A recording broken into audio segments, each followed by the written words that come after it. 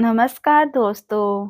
आज के हमारे इस वीडियो में हम आपके लिए कार्तिक मास की बूढ़े बाबा और उनकी दो बहुओं की कहानी लेकर आए हैं। एक समय की बात है, एक बूढ़े बाबा थे जिनकी दो बहुएं थी। ससुर जी का काम दोनों बहू करती थी। अब कार्तिक मास आया तो ससुर जी कहने लगे, बहू मैं कार्तिक नहाना चाहता हूँ। तो बड़ी बहू ने सुनते ही मना कर दिया। कहा, आपका कार्तिक स्नान का काम मुझसे नहीं होगा, आप छोटी बहू से कह दे। तो ससुर जी छोटी बहू के पास गए और कहने लगे, बहू मैं कार्तिक नहाना चाहता हूँ।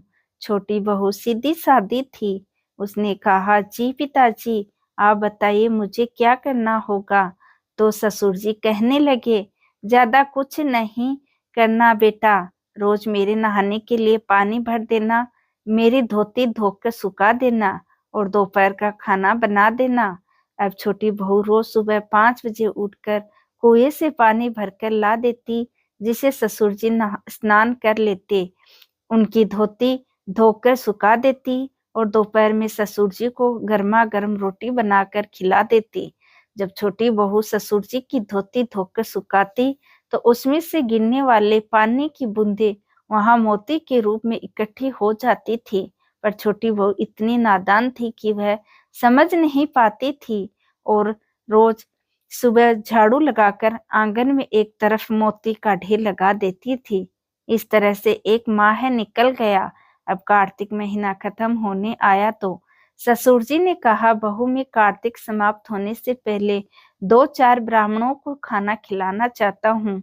छोटी बहू बोली, पिताजी मैं खाना बना देती हूँ और फिर आपको खेत से बुला लाऊंगी। बहू खाना बनाकर ससुर जी को खेत में बुलाने जाती हैं और कहती हैं, पिताजी मैंने खाना बना दिया है, आप घर जाकर ब्राह्मणों को खाना खिलाते और मैं खेत की रखवाली कर लेती हूँ। ये सुनते ही पिताजी घर चले जाते हैं। अब छोटी बहू सोचती हैं, कार्तिक महीने में ब्राह्मणों को तो खाना खिला रहे हैं और चिड़ियाओं को उड़ा रहे हैं, राम जी की चिड़िया राम जी का खेत। यह सोचकर वह चिड़िया को दाना खाने देती हैं और चद्दर तान कर सो जाती हैं। जब चिड़िया दाने चुग रही होती हैं तो जो दाने जमीन पर गिरते हैं वह हीरे मोती बन जाते हैं। धीरे धीरे उनका पूरा खेत हीरे मोती से जगमगाने लगता है। पास ही में बड़े भाई का खेत था। वह देखता है कि छोटे भाई का खेत हीरे और मोतियों से जगमगा रहा है। बड़े बेटे से रहा नहीं जाता। वह अपने पिताजी से पूछता है, इसका क्या कारण है। पिताजी कहते हैं, बेटा हम पर तो कार्तिक महाराज की कृपा हुई है।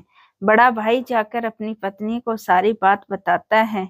उसकी पत्नी के मन में लालच आ जाता है और वह मन ही मन सोचती है, ससुर जी ने तो पहले मुझसे कहा था, मैंने क्यों मना कर दिया।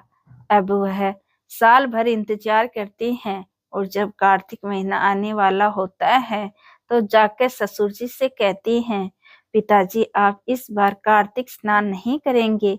ससुर जी ने कहते हैं, बेटा इस बार मैं कार्तिक स्नान नहीं करना चाहता, अब मेरी उम्र हो गई है। तो बड़ी बहू चिढ़ जाती हैं और गुस्से में कहने लगती हैं, आपने छोटी बहू को तो माला माल कर दिया, अब मेरी बारी आई तो कहते हैं मेरी उम्र हो गई है। नहीं पिताजी आपको कार्तिक स्नान करना ही होगा। ससुर जी थक हार कर हाँ कर देते हैं। बड़ी बहू हीरे मोती के लालच में ससुर जी का बहुत ख्याल रखती हैं। सवेरे कुएं से पानी लाकर उनके लिए भर देती, उनकी धोती धोकर सुखा देती। धोती सुखाते वक्त से निचोड़ती नहीं थी, जिससे ज्यादा पानी गिरे और ज्यादा मोती इकट्ठे हो। उस पानी से कोई हीरे मोती तो नहीं बने, पर जमीन में गड्ढे जरूर हो गए। इधर कार्तिक महीना खत्म होने आया। उसने पिताजी से कहा, पिताजी एक ब्राह्मण को न्योता दे देती हूँ। अब वह जल्दी से खाना बनाकर ससुर जी को बुलाने खेत पर चली गई और खुद खेत की रखवाली करने लगी। खेत में कोई भी चिड़िया दाना चुगने आती तो वह उसे भगाकर कहती, कोई भी एक भी दाना मत खाओ, अभी यह सब मेरे हीरे मोती बनने वाले हैं। धीरे धीरे शाम हो गई। शाम तक उसके खेत में कोई हीरे मोती के ढेर नहीं बने, बल्कि उसकी बालियों में दाने भी नहीं रहे। तो वह ससुर जी के पास लड़ने पहुंची।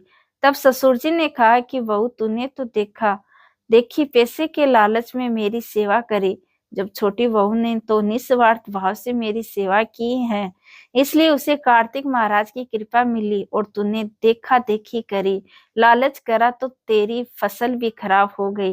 हे कार्तिक महाराज, जैसे छोटी बहू पर कृपा करी वैसे सब पर करना, और जैसे बड़ी बहू पर करी वैसे किसी पर मत करना।